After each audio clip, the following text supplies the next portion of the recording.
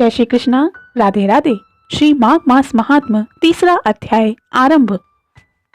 तब राजा दिलीप कहने लगे कि हे मुनिश्रेष्ठ, यह पर्वत कितना ऊंचा और कितना लंबा चौड़ा है।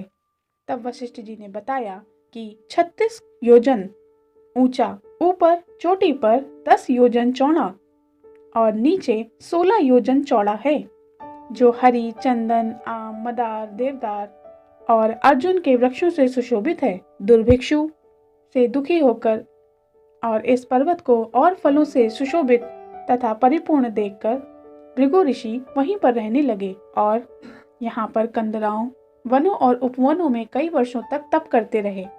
इस प्रकार जब भृगु ऋषि वहां पर अपने आश्रम में रह रहे थे तो एक विद्याधर अपनी पत्नी सहित उतरा। वे अत्यंत दुखी थे और उन्होंने भृगु ऋषि को प्रणाम किया और ऋषि ने बड़े ही मीठे स्वर में कहा कि हे विद्याधर, तुम बड़े ही दुखी दिखाई पड़ते हो, इसका कारण क्या है? तब विद्याधर कहने लगा कि हे महाराज, पुण्य फल को पाकर, स्वर्ग को पाकर तथा देवतुल्य शरीर पाकर भी मेरा मुख व्याघ्र के समान है।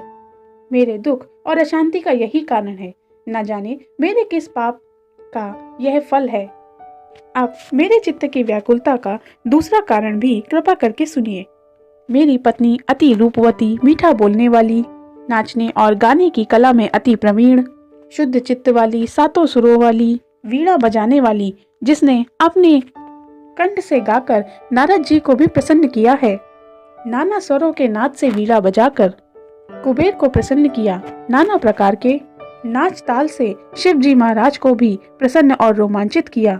शील, उदारता, रूप तथा यौवन में स्वर्ग की कोई अप्सरा भी इनके समान नहीं। कहाँ ऐसी चंद्रमुखी स्त्री और कहाँ मैं व्याघ्र मुख वाला पुरुष। यही चिंता सदैव ही मेरे हृदय को जलाती है। विद्याधर के ऐसे वचनों को सुनकर तीनों लोकों के भूत, भविष्य और वर्तमान की बात जानने वाले तथा दिव्य दृष्टि वाले ऋषि कहने लगे कि हे विद्याधर, कर्म के विचित्र फलों को प्राप्त होकर ज्ञानी पुरुष भी मोह को प्राप्त हो जाते हैं। मक्खी के पैर जितना विष भी प्राणों को हरने वाला हो जाता है। छोटे छोटे पापों का फल भी अत्यंत दुखदायी हो जाता है। तुमने माघ मास की एकादशी का व्रत करके द्वादशी ना आने तक शरीर में तेल लगाया। इसी पाप कर्म के कारण तुम्हारा मुख व्याघ्र समान हुआ है। एकादशी के दिन उपवास करके द्वादशी के दिन तेल लगाने के कारण राजा पुरुरवा ने भी कुरूप शरीर पाया था। तब वह अपने कुरूप शरीर को देखकर दुखी होकर हिमालय पर्वत के देव सरोवर पर गया था। प्रीति पूर्वक शुद्ध स्नान कर कुशा के आसन पर बैठकर भगवान कमल नेत्र, शंख, चक्र, गदा, पद्म के धारण करने वाले, पीतांबर पहने, वनमाला धारण करने वाले विष्णु भगवान का चिंतन करते हुए राजा पुरुरवा ने 3 मास तक निराहार रहकर भगवान का चिंतन किया। इस प्रकार 7 जन्मों में प्रसन्न होने वाले भगवान राजा के 3 माह के व्रत से ही अत्यधिक प्रसन्न हो गए और माघ मास के शुक्ल पक्ष की एकादशी के दिन प्रसन्न होकर भगवान ने अपने शंख के जल से राजा को पवित्र किया। भगवान ने उसको तेल लगाने के अपने अपराध को याद दिलाकर उसे देवताओं समान सुंदर रूप दिया, जिसे देखकर अप्सरा और वशी भी उसको चाहने लगी। यह सब देखकर राजा कृतकृत्य हो गया और अपनी नगरी को वापस चला गया। भृगु ऋषि कहने लगे कि हे विद्याधर, इसलिए तुम भी क्यों दुखी होते हो? तुम यदि अपना यह राक्षसी रूप छोड़ना चाहते हो तो मेरा कहना मानो और जल्द ही हेमकूट नदी, जो कि पापों का नाश करने वाली है, उस नदी में माघ मास में स्नान करो, जहाँ पर ऋषि, सिद्ध, देवता निवास करते हैं। अब मैं तुम्हें इसकी विधि बतलाता हूँ। भाग्यवश माघ मास आज से 5वें दिन आने वाला है। पौष शुक्ल पक्ष एकादशी से तुम इस व्रत को आरंभ करो।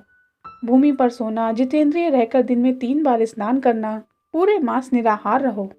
सभी प्रकार के भोगों को त्याग कर तीनों समय केवल भगवान विष्णु का जाप करो। जब तुम द्वादशी के दिन शिव जी स्तोत्र और मंत्रों से पूजन करोगे तो तुम्हारा मुख देखकर सभी चकित हो जाएंगे और तुम अपनी पत्नी के साथ सुखपूर्वक क्रीड़ा करोगे। माघ मास के प्रभाव को जानकर सदा ही माघ मास में स्नान करो। पाप दरिद्रता से बचने के लिए मनुष्य को सदा ही यत्न से माघ मास का स्नान करना चाहिए। स्नान करने वाला व्यक्ति सदा ही इस लोक तथा परलोक में सुख को प्राप्त करता है। वशिष्ठ जी कहते हैं कि हे दिलीप, भृगु ऋषि से इस प्रकार वचन सुनकर वह विद्याधर अपनी पत्नी सहित पर्वत के उस स्थान पर झरने में माघ मास का स्नान करता रहा और उसके प्रभाव से उसका मुख देव सदृश हो गया और वह अंत में मणिग्रीव पर्वत पर आनंद से रहने लगा। भृगु जी भी नियमों की समाप्ति पर अपने शिष्यों सहित इवा नदी के तट पर आ गए। इति श्री माघ मास महात्म्य 3 अध्याय समाप्त। जय श्री कृष्णा।